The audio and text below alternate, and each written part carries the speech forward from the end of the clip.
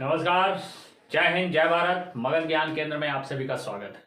और आप लोगों के आग्रह पे टाइम एंड टेंस का एक कंप्लीट रिव्यू देने जा रहे हैं कि आपको याद कितना रखना है। टाइम एंड टेंस में आपको याद कितना रखना है। तो सबसे पहले जो टाइम है वो टाइम के बारे में जानेंगे।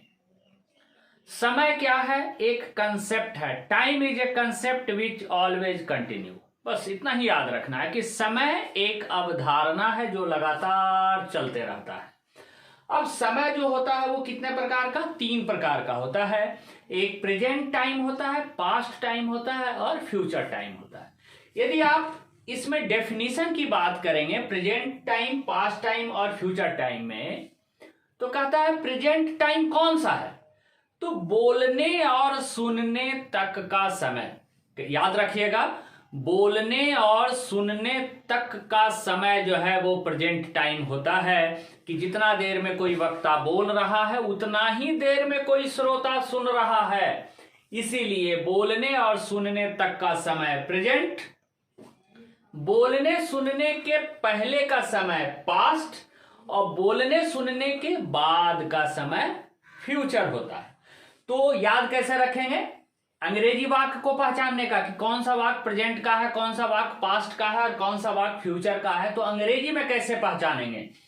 तो V1 V5 को प्रेजेंट जानो, V2 को पास्ट और शैल विल को फ्यूचर जानकर करो टेंस पे विजय प्राप्त। फिर से वही बात कि V1 V5 जब होगा, वर्ब के 5 रूप होते हैं। वर्ब का आप देख लीजिएगा वीडियो, वर्ब फॉर्म एक बना दिए हैं, इसके डिस्क्रिप्शन में डाला हुआ है लिंक, उसका आप देख लीजिएगा वर्ब फॉर्म।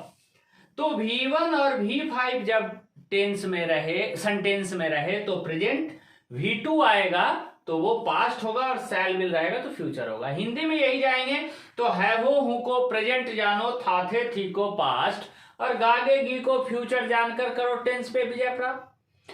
अब इसी में यदि आप और डीपली देखना चाहते हैं तो do, does, is, am, are, has, have. Do, does, is, am, are, has, have जो होगा वो प्रेजेंट को बताता है। ध्यान से, डू, डज, हैज, हैव और is, am, are. Do, does, is, am, are, has, have ये प्रेजेंट को बताता है। डिड, वाज, वर और हैड, डिड, वाज, वर और हैड पास्ट को बताता है और शैल विल फ्यूचर को बताता है। इतना से ज्यादा आपको टेंस में याद नहीं रखना है, पहचानने के हिसाब से अंग्रेजी वाक्य का। अब आ जाइए वर्ब कि वर्ब हैपनिंग टाइप, कि वर्ब कितने प्रकार से संपन्न होते हैं। वर्ब हैपनिंग टाइप, तो देखिए कोई भी वर्ब जो है 4 प्रकार से ही संपन्न होता है। कोई भी एक्शन 4 प्रकार से संपन्न होता है। एक तो सिंपल वे में, सिंपल वे में जिसको हम इंडेफिनिट बोलते हैं, चलते रहता है। कैसे? वह पढ़ता है, वह खाता है, ठीक है, खाता है तो ठीक है, खाते रहेगा। तो ये हैबिट को बताता है। यदि आप ध्यान देखिएगा कि रूटीन वे में जो काम रूटीन वे में हो, जो काम हैबिट के रूप में हो, तो रूटीन का काम, हैबिट का काम जो होता है वो सिंपल में होता है, इंडेफिनिट में होता है। और इसको कैसे डिनोट करते हैं? V1 या V5 से, या तो V2 से पास्ट का हैबिट, V2 से प्रेजेंट का हैबिट, V1 V5 से। फ्यूचर का जो होगा वो शैल विल प्लस V1 से होगा। कंटिन्यूअस की बात करेंगे। कंटिन्यूअस का मतलब कंटिन्यू, जो काम कंटिन्यू है उसे हम कंटिन्यूअस में रखते हैं। इसमें वर्ब प्लस आईएनजी यानी V4। V4 किसको बोलते हैं हम? वर्ब प्लस आईएनजी को हम बोलते हैं V4, यानी ये रनिंग एक्टिविटी को। तो ध्यान से, सिंपल हैबिट को बताता है, रनिंग एक्टिविटी को कंटिन्यूअस बताता है। परफेक्ट, जो काम कंप्लीट हो गया, पूर्ण हो गया, उसने काम समाप्त कर दिया है, तो वो कर दिया है, ये सारे परफेक्टनेस को बताता है। जो परफेक्ट है यानी कि फिनिश एक्टिविटी जो है वो V3 से सूचित होता है। अब परफेक्ट कंटिन्यूअस, परफेक्ट कंटिन्यूअस का मतलब क्या है? ध्यान दीजिएगा कि किसी एक्शन का कुछ पोर्शन कंप्लीट हुआ और उसका कुछ पोर्शन अभी भी जारी है या इनकम्प्लीट है, यानी चल रहा है, तो इसको बोलेंगे परफेक्ट कंटिन्यूअस। यानी कि जो काम लंबे समय से चलते आ रहा है, ठीक है, वह बचपन से पढ़ते आ रहा है, वह कई घंटों से खेलते आ रहा है, तो खेल रहा है, ये सारे तो ये लंबे समय से चलते आ रहे एक्टिविटी को हम परफेक्ट कंटिन्यूअस में रखते हैं। अब ध्यान देने वाली बात क्या है कि टेंस को, जो टाइम को हम वर्ब के एक्शन से कैसे मिलाएंगे कि प्रेजेंट में भी 4 तरह से होगा, present simple, present continuous, present perfect और present perfect continuous, past simple, past continuous, past perfect और past perfect continuous, future, future simple, future continuous, future perfect, future perfect continuous. तो इस तरह से इसके स्ट्रक्चर अब आगे देखते हैं। तो यहां पर देखिएगा कि प्रेजेंट का हम चारों में स्ट्रक्चर लिखे हैं कि present indefinite, present continuous, present perfect और प्रेजेंट परफेक्ट कंटिन्यूअस। कैसे? तो V1 V5 यदि है तो वो प्रेजेंट इंडेफिनिट का होगा, सब्जेक्ट प्लस V1 या V5 plus object. Is am are plus V4 हो गया तो वो प्रेजेंट कंटिन्यूअस का होगा।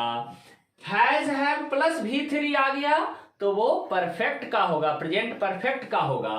और has have been plus V4 होगा तो वो प्रेजेंट परफेक्ट कंटिन्यूअस का होगा। ध्यान देने वाली बात कि हम आपको बोले थे क्या कि जहां पर V1 V5 होगा तो वो सारे प्रेजेंट होंगे, यदि V4 हुआ तो कंटिन्यूअस, V3 होगा तो परफेक्ट, और बीन प्लस V4 हो तो परफेक्ट कंटिन्यूअस। ध्यान दीजिएगा कि जो V1 V5 हो तो वो प्रेजेंट होगा। तो देखिए V1 V5 कौन है? ये है V1 V5, is am are है V1 V5, हैज हैव है V1 V5, हैज हैव है V1 V5, यानी ये सारे प्रेजेंट को सूचित करता है।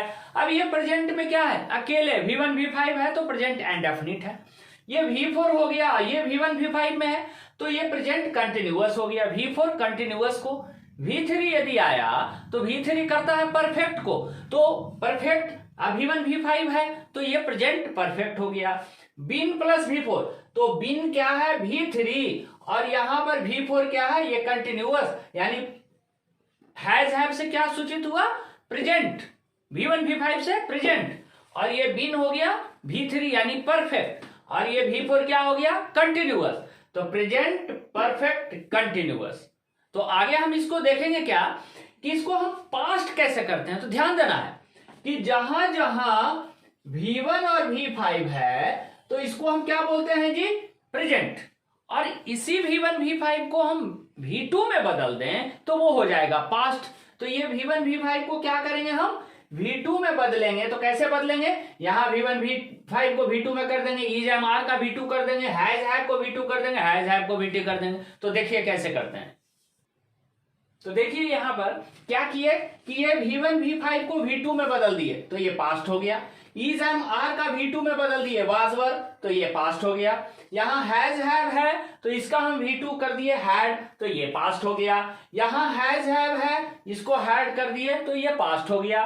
यानी प्रेजेंट इंडेफिनिट में क्या होता है? सब्जेक्ट प्लस हैज है, sorry, subject plus V1 V5 plus object का subject plus V2 plus object. Present continuous में subject plus is am are V4 plus object का subject plus was were plus V4 plus object. यानी इधर V1 V5 जो है ना past में आकर के V2 में बदल जाएगा। बस आपको प्रेजेंट और पास्ट में इतना अंतर रखना है। इधर हिंदी में है हो हूं रहेगा, वो जो इधर आकर के था थे थी हो जाएगा।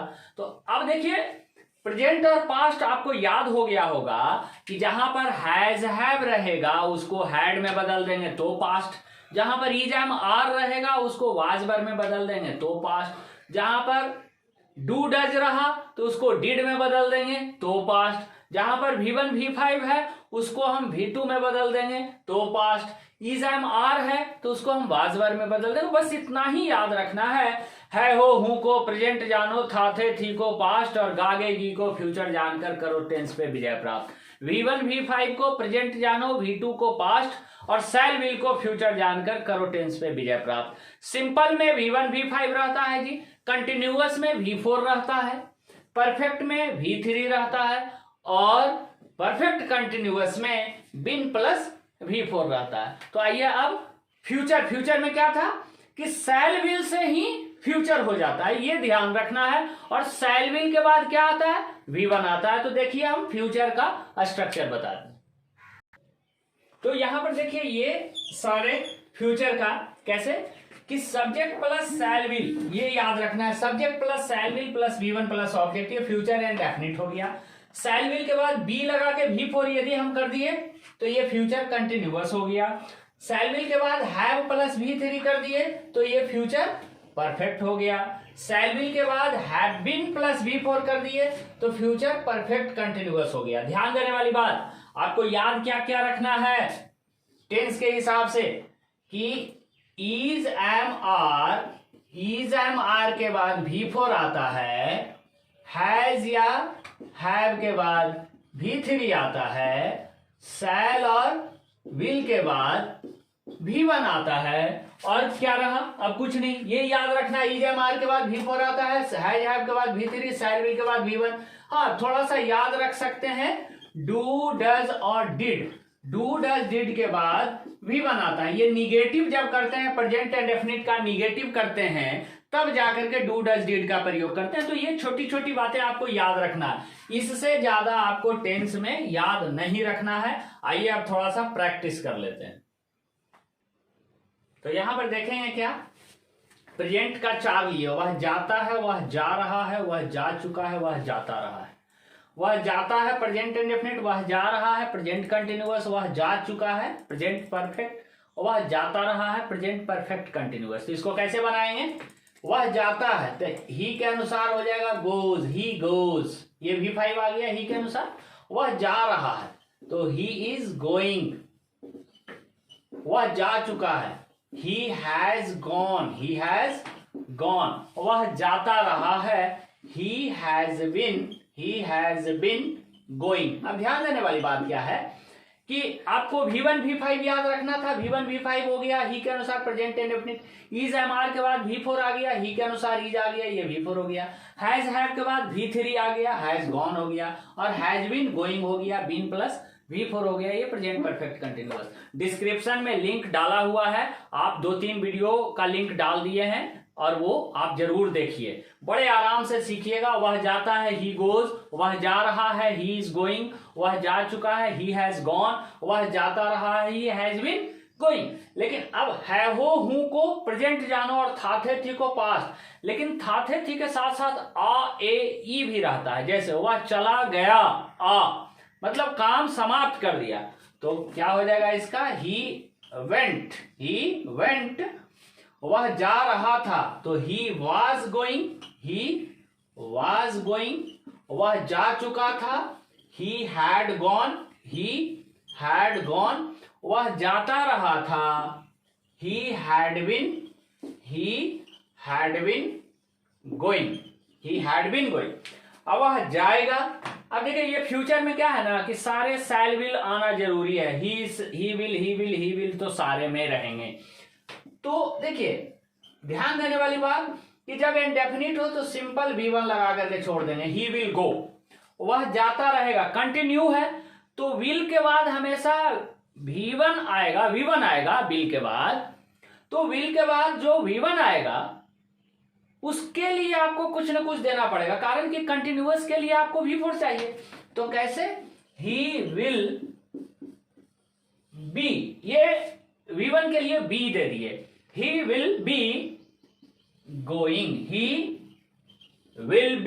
गोइंग।